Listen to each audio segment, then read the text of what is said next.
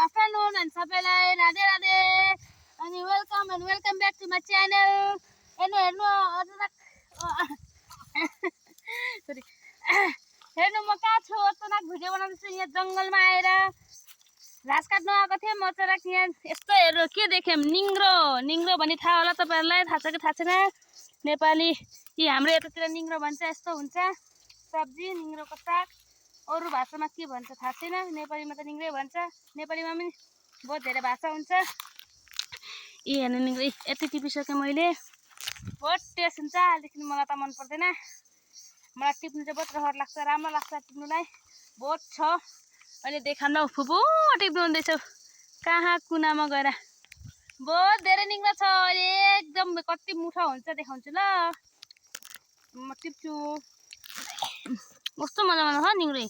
खाने निङ्ग्रो जस्तो हुन्छ अनि नखानेवाला यस्तो टाइपको हुन्छ यस्तै खस्रो हुन्छ खाने चिल्लो हुन्छ यस्तो हुन्छ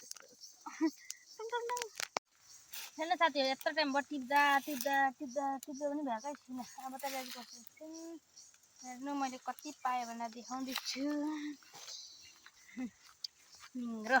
यति पाएँ हेर्नुहोस् त यस्तो राम्रो छ निङ्ग्रो यति फ्रेस सब्जी निङ्ग्रो छ निङ्ग्रो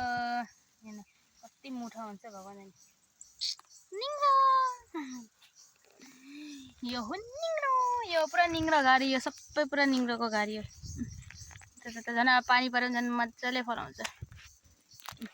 यति पाए एक छाक त हुन्छ हाम्रो एक पट्ला निङ्ग्रो अनि फुपूले उहाँ घाँस बोकेर आउनुहुँदैछ हाई भनिदिनुहोस्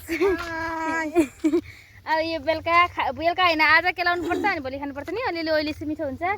एक पट्ला एक छाक धेरै हुन्छ त्यो पनि एकै छाक हुन्छ फेरि ठुलो खाने फुपूहरूका नि अहिले यहाँ रेस्ट गरेको अब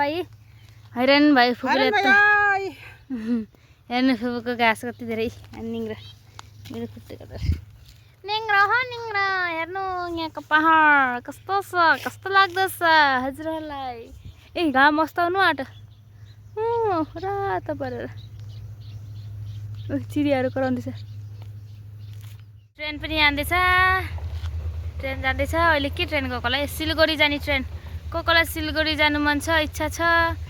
यो ट्रेन जानु हुँदैछ होला को जानु हुँदैछ राम्रोसँग जानु बाबाई छ नचिनेको मान्छेलाई पनि यिनीहरूले हामीलाई देख्छन् लेकिन यहाँबाट त सानो देखेछ नि नजिक छ ट्रेनको रास्ता यो भयो गाउँली रास्ता जङ्गल जाने रास्ता हाम्रो यता जङ्गल जाने रास्ता पनि पिस रास्ता छ खोलाको सामुन्ने हो यता खोला छ निचे अनि यता हाम्रो क्यामेराम्यान म पनि ब्लगर हो उसको च्यानलको नाम के हो रे